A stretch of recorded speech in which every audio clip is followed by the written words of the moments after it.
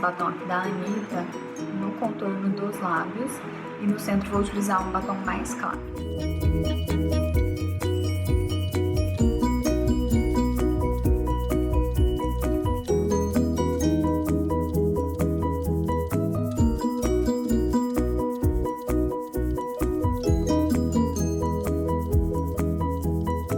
Dei uma leve aumentada na parte superior dos meus lábios, que é mais estreita.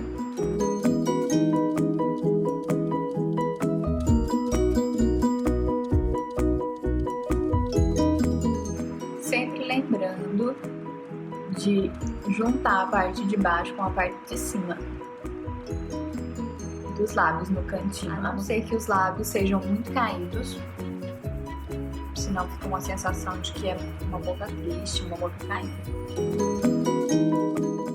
Vou utilizar esse batom metalizado para dar volume aos lábios.